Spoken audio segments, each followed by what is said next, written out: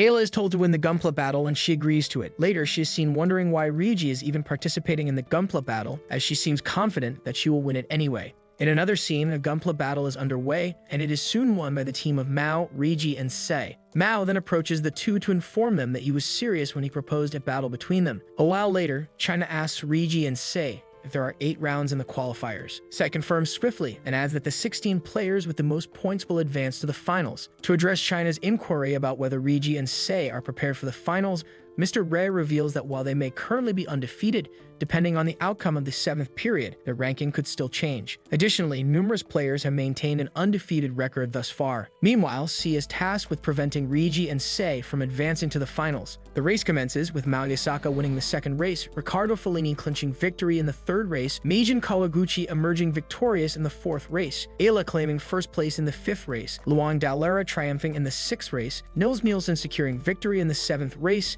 and finally, the 9th race culminates in a fiercely contested battle, with Riji losing his suit's boost towards the end, resulting in him finishing 2nd as the Renato brothers claim the win. Consequently, Riji and Sei plummet to 17th place in the qualifiers. Meanwhile, Riji ponders the significance of the gunpla he discovered in the river. After their defeat in the race, Mr. Ral explains to Sei and Riji that they were sabotaged by a gunpla mafioso named C. Although Sei finds it hard to believe in the existence of such a mafia, Ral elucidates that they take on any job for money, and whoever hired C had targeted them. Sei then recollects the 148th Zaku 2 that appeared to be targeting them during the battle royal, and Ral clarifies that it was dispatched by the organizer to add excitement to the battle. Later that night, Chairman Mashida is startled and shocked when Riji storms into his quarters. Inquiring about how Riji gained entry, he receives the simple response that Riji merely requested to be let in. Mashida questions what Riji wants, and Riji seizes him by the tie, demanding to know if he has been meddling in their matches. Mashida then notices the gem bracelet worn by Riji and realizes that he is, in fact, the Crown Prince of Arian. The next morning, Tatsuya Yuki hits the gym, where Alan informs him that his opponent in the 8th period will be Khalifa of Oman. In the individual matches, Luan Dalera secures victory against a GNM AXCVI Alvator, while Nils employs a sword key attack to dismantle a MRX-009 Seiko Gundam. Mao engages a ZMT S-29S Zanuck and emerges victorious using his satellite cannon, while Tatsuya swiftly dispatches Khalifa's ZGM FX-666S Legend Gundam. On another front, Ayla Jurkinen secures the 15th spot in the tournament finals by defeating a customized Amos 119 Yiradoga. Later, in a heated encounter, the Fenris and Strike exchange blows until both are left headless and missing an arm. They deliver one final strike before both are rendered immobile, resulting in a draw. A dream sequence portrays C's father's return. Upon awakening, Sei resumes repairing the heavily damaged Starbuild Strike following their battle with Fellini. Riji tries to assist, leading to a brief struggle resulting in the build Strike's head falling to the floor. Sei then asks Riji to leave him alone. Upon the arrival of Ral in China, they discuss the situation, with Ral suggesting that Riji's interest in gunpla building could be a positive development. Meanwhile, Ayla is seen at the mall enjoying ice cream, when she notices Riji heading towards the hobby shop. She decides to follow him. Inside the shop, Riji is examining different types of Zekas when a bearded stranger approaches, noting that it seems to be Riji's first time buying gunpla. In a subsequent scene, Chairman Mashia prepares to depart and instructs Baker to devise an alternative plan to eliminate the build strike. Nils is then depicted hiding behind a tree, observing Baker talking on the phone with C. Meanwhile, back at the store, Ayla and Riji admire their newly assembled gunpla. Upon completing the touch-up at the shop, the bearded man informs them about the store's gunpla battle system after Riji expresses his desire to test his machine. Encouraged by the stranger, Riji attempts to attack the Xion head-on but ends up ensnared by its legs. Sei then inquires whether Riji built the gunpla himself, to which Riji admits to receiving some assistance and reveals the nippers given to him by Takeshi, instantly recognized by Sei. Later, Takeshi is shown standing in front of the closed shop, wondering why it is shut and calling out for Rinko. Young Mao observes a group of children marveling at gunpla and reflects that he never imagined encountering someone who could build better than him. He realizes that regardless of one's skill level, there will always be someone superior. Meanwhile, Riji and Sei are roused by their mother as they are running late for the announcement of the top 16 finalists. Mao approaches them and reveals that they will be facing off that day. Later, Mao is shown strategizing on how to defeat Riji and Sei, but he struggles to devise a finishing move. He reminisces about a time when he was stubborn and insisted his master teach him a special skill, though the master was initially reluctant to do so. After some time, Mao's master revealed to him that the technique cannot be taught but must be improvised. He urged Mao to utilize his experience to expand his imagination and manifest the ideal that resides within his heart. As the battle commenced, Mao initially outperformed Reiji, impressing everyone with his determination to win. However, Reiji refused to back down and eventually, realizing the stalemate, he loaded the build knuckle and decisively defeated Mao without sustaining significant damage. Heartbroken, Mao exits the arena where he encounters Misaki, who acknowledges his efforts. This encounter prompts Mao the resolve to construct a superior gunpla and strive to excel in future battles. In the midst of a heated battle between Luang and the Renato brothers, the Abbot Gorbeen initially gains the upper hand in close combat. However, when the GM Sniper K9 unleashes its beam guns, the Abbot Gorbeen's joints suddenly explode, rendering it defenseless and allowing the GM Sniper K9 to destroy it. Meanwhile, despite being knocked out, Mao unexpectedly appears in Sei and Reiji's room. Vowing to support them until the end of the tournament, Mao discloses that he has a date planned with Misaki. What? While awaiting Mao's return, Sei, China, and Reiji encounter Ayla, who introduces herself as Aina. This chance meeting transforms their outing into an impromptu double date. Meanwhile, in the ongoing match, the GM Sniper K9 confronts the Camphor Amazing, piloted by Meijin Kawaguchi. Kawaguchi swiftly maneuvers the Camphor Amazing to a strategic location with only 3 viable sniping positions that the GM Sniper K9 could utilize against him. From this advantageous position, he unleashes suppressive attacks to flush out the GM Sniper K9. Employing its lethal duel attack capabilities with the Hound and deploying wire traps, the GM Sniper K9 compels the Camphor Amazing to retreat and seek refuge in a partially demolished stadium. Subsequently, the GM Sniper K9 ventures into the facility to confirm the kill, but is unexpectedly ambushed by the Camphor Amazing, resulting in the destruction of the GM Sniper K9's sniper rifle. Despite receiving congratulations from Alan, Yuki expresses disappointment at damaging the Camphor. Meanwhile, elsewhere in the arena, Baker reassures Mashida that Sei and Reiji will be defeated by Nils Nielsen in their upcoming round. Nils fights efficiently and ends up victorious after getting the better of his opponent. Meanwhile, Reiji is thinking that his battle with Nils is going to be fun. Nils is then seen walking down the hallway where he is approached by Baker and is asked to have a conversation. Nils realizes that everything is going according to his plan. Baker then offers sponsorship to Nils while adding that they are looking to sponsor excellent players. Nils starts wondering why Baker is looking to sponsor him, but soon agrees on her offer. He then proposes to see the factory where the Pulaski particle is produced so that he can better his gunpla, and Baker does agree to it, but informs that it might take her some time to get permission. Later, Nils goes over to his room where Caroline is seen waiting for him. Caroline then refers to Nils as her boyfriend, which takes him aback, but after seeing the scary face of Caroline, Nils decides to agree with his fate.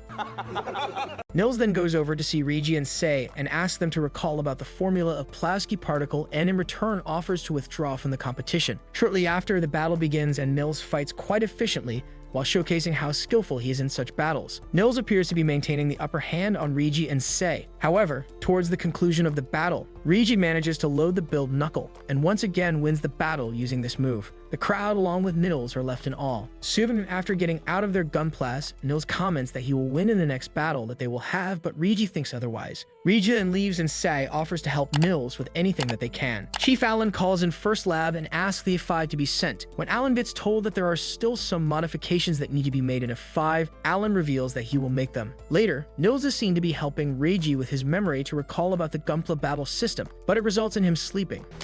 He then shifts his focus to Sei, who was 3 years old when his father took part in the building of gunpla battle system, so Nils asks Sei if he can perform hypnotherapy on him. Suddenly, Mao arrives while crying about Misaki. Meanwhile, Ayla gets told about her opponent, Riccardo Fellini, with whom she has a fight with. But Ayla also realizes that if she is to defeat Riccardo, that her next opponents will be Reiji and Sei. On the other hand, Sei appears to be lost in his memories when he was 3 years of age after getting hypnotized by Nils, but most of his memories are filled with dialogues of Gundam. The battle begins and Fellini is the one fighting better while Ayla appears to be losing. The chief then calls in and asks for the maximum output to be used, and Ayla loses consciousness and starts fighting so efficiently that Fellini doesn't even get a chance to flinch. Ayla then very easily defeats Fellini, and everyone is left surprised after seeing Fellini facing a one-sided defeat. However, Ayla doesn't stop as she is not conscious at all and proceeds to strike Fellini's gunpla in the heart, but soon is approached by Reiji, who now stands in front of the fallen gunpla of Fellini. Reiji asks Ayla to stop and proceeds to charge at her, but to everyone's shock, Ayla, with just a few swings, breaks Reiji's gunpla. Reiji approaches Ayla and confronts her, expressing that she will have to face consequences for her actions. Meanwhile, Ayla, feeling drained and exhausted, is lying on the ground. Reiji's anger towards her persists, and he criticizes her disrespectful behavior towards her opponents. Later, Ayla is depicted unconscious, showing reluctance to participate in gunpla battles any longer. Nine observes this and ponders whether Ayla's actions are influenced by her connection to Reiji. He recalls the moment when he discovered Ayla's ability to sense the movement of plasma Pulaski particles. In the present, Nine reflects on the significant investment of time and resources devoted to Ayla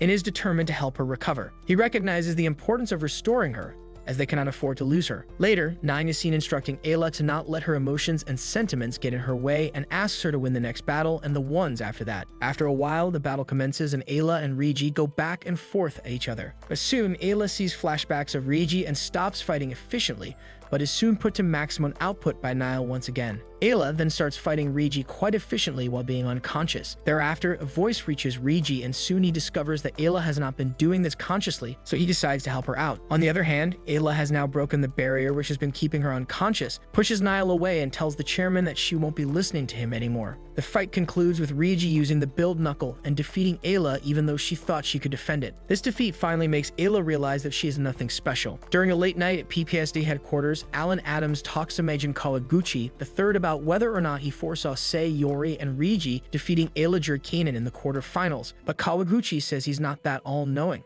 Elsewhere, Mackenzie is greeted by Mr. Rao, who congratulates the former on making the semifinals. John remarks that his opponent is the third Meijin and wonders if he has a fateful connection. Suddenly, he drops his cane and complains of heart pains. A conversation between Rigi and Sei is interrupted by the arrival of Nils Nielsen. He asks Rigi about the glowing lights during his fight with Ayla and asks if he knows what caused the phenomenon. Rigi replies that his gem glowed. Nils asks to borrow the gem and Rigi obliges. At the hospital, Julian Ayres Mackenzie rushes into his grandfather's hospital room where Mr. Rao also is. John thanks his grandson for his long travel and Julian remarks on how he saw the World Championship on the news. However, he tells him that his next opponent is the Meijin, to which Julian is surprised. The following morning, Julian and Kawaguchi stand face to face once again on the world's stage. The two lock swords again and Julian blinds Tatsuya long enough to fire a beam from the F-91's vents. The two exchange hard blows until Julian comes up behind and prepares the finishing blow. On stage, Alan calls Tatsuya's move to use trans and reckless, but he says it was the only way to win. Later in a laboratory, Nils finishes his analysis, revealing that Rigi's gem is in fact a Pulaski particle crystal. In a hospital, the third Meijin Kawaguchi visits his bedridden predecessor. Tatsuya Yuki has taken the title of the third Meijin and declares he will build gunpla not for the sole purpose of victory as his predecessor, but to spread its enjoyment. Meanwhile, Baker tells Chairman Mashita that the fair is a major success so far, reaching record levels of merchandise. Mashita says it's a piece of cake to make the event successful, but then remembers that Rigi is in the finals. In the battle arena, a woman with red hair and a mobile trace outfit announces one of the battles. In particular, Monta Ganda in his turn X faces off against Susumu Sasaki in his upgraded giant Vulcan.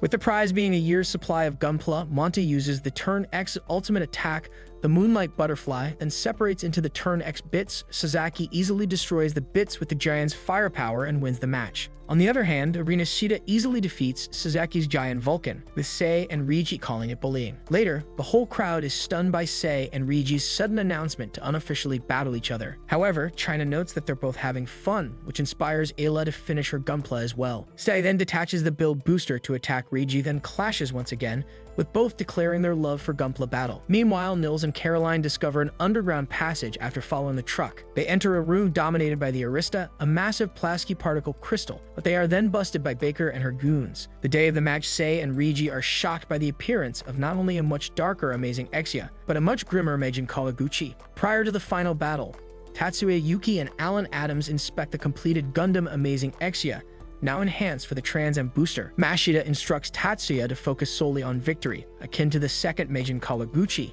and to crush his opponent. However, Tatsuya refuses, realizing that Mashita had imposed his ideology of absolute victory on the second Meijin, turning him into a monster. With no other recourse, Mashita orders his associates to restrain Tatsuya and Alan. Additionally, he presents Tatsuya with a gift in the form of an improved embodied system integrated into his sunglasses, developed by 9 Barts. In the stands, Takeshi wonders why Tatsuya is fighting so relentlessly like the second Meijin. At the same time, Alan, held back by goons, implores Barts to halt the match as it isn't what Tatsuya wanted. Just then, to the shock of everyone, the field then changes to a dead end for the Starbuild strike. Clashing sabers with the dark matter, the strike's beam sabers are frozen by the Brinical blade, then destroyed by the other blade. In desperation, Rigi fires the Vulcans, but the strike's head is grabbed and the Vulcans stripped, leading to the Starbuild strike's shutdown. As the battle draws to a close, both models collapse onto the stage, signaling the end of the match. However, the Starbuild strike is the first to rise, raising its fist in victory. Soon afterward, Pulaski particles start enveloping the stadium,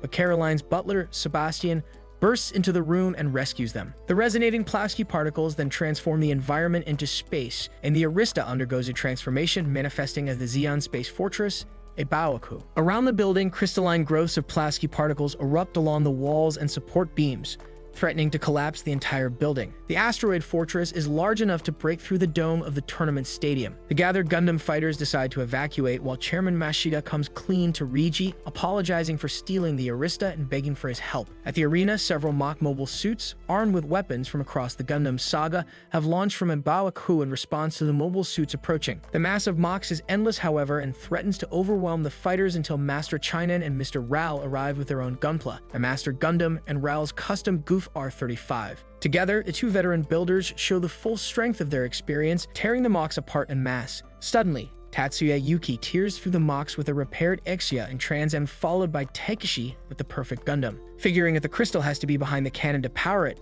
Takeshi destroys the cannon with a massive blast from the perfect, giving the Starbuilds strike and make it, too, an open path. The shattered crystal explodes, scattering particles in all directions as the mocks shut down the space zone, along with a Baoku gradually fade away. Rigi's own Arista begins to falter, prompting him to land the build strike and hand over the controls to Sei. Later, Rigi stands in the garden of the Royal Palace in Arian, expressing his determination to reunite with Sei, since their connection will always endure. A year passes and everyone resumes their peaceful lives. Nils and Caroline are shown to have rediscovered Plavsky particles and a method for artificially synthesizing them. Sei fulfills his promise to Rigi by defending his title in the 8th championship.